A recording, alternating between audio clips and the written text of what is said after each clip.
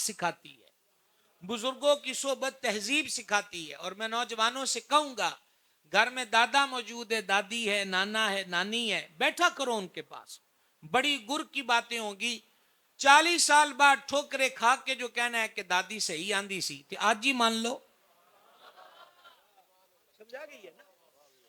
بابا 60 سال کا ہے, اس کا کم از کم 40 سال کا تجربہ ہے.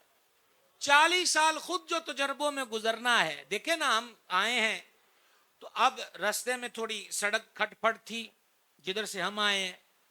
اچھا, اب ہم سے کوئی پوچھے کہ ہم نے ادھر سے ادھر آنا, ہم کہے بھائی ادھر نہ آیا جے, اور رستے جو ٹوئے بڑے نے تے مڑ کے جو گڈی دی کو شاید توڑا کے آکھنا ہے کہ مولوی ہونی صحیح آندے سن, تے ان کی فائدہ ہے.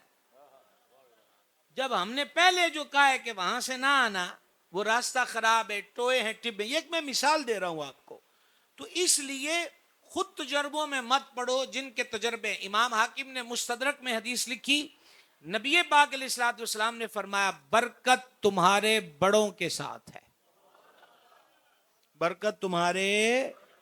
عقیدے میں بھی نئے لوگوں کو لینے کی ضرورت نہیں. عقیدہ غوث پاک سے, داتا صاحب سے, بابا فرید سے, خواجہ غریب نواز سے, شاہ رکن عالم سے, صابر پاک سے, نظام پاک سے, بہاؤالدین نقش بند بخاری سے, شیخ شہاب الدین عمر سور وردی سے, جو وہاں سے عقیدے چلے ہیں.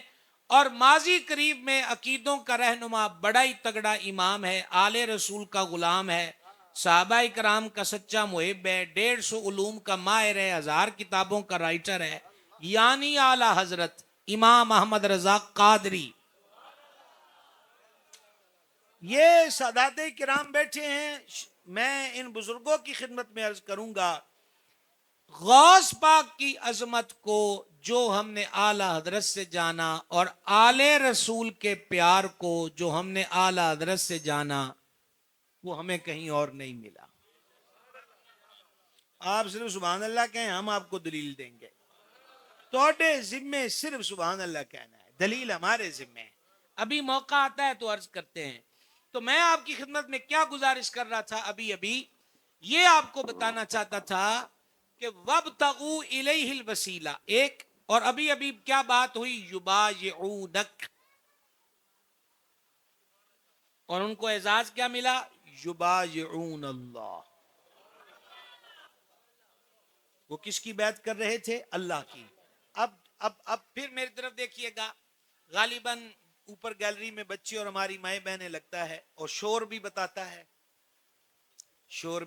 ہے, کہ یہ ہماری مائیں بہنیں ہوں گی. اور اگر یہ ہم پہ مہربانی کر دیں اور یہ بھی خاموش ہو جائیں اور بچوں کو بھی کرا لیں, تو ہم سے بھی کوئی 2 لفظ آگے آسانی سے ہو جائیں گے. اللہ کرے کہ ان کو ہماری آواز آ رہی ہو, اللہ کرے, یہ دعائی کر سکتے ہیں ہم. تو یہ التماس ہے اوپر جو مائیں بہنیں پردے میں ہیں کہ مہربانی کریں, آپ کی آوازیں نہیں آنی چاہیے نیچے. مسجد کے ادب کے بھی خلاف ہے اور محفل کے ادب کے بھی خلاف ہے. اچھا, میں آپ سے عرض کرتا ہوں, یبایعون اللہ, یہ ہو گیا. اب سنیے, یہ بیعت کا رزلٹ کیا نکلتا ہے. ابھی میں 2 بزرگوں کا نام لے رہا تو شاہ صاحب نے میرے کان میں پتہ کیا کہا, دستے بیعت ہیں غوث پاک کے. ٹھیک ہے, اب یہ سلسلہ چلتا ہے. رزلٹ کیا ہے بیعت کا؟ رزلٹ یہ رہا, فرماتا ید اللہ فوق ایدیہم, ان کے ہاتھوں پر اللہ کا دست قدرت ہے.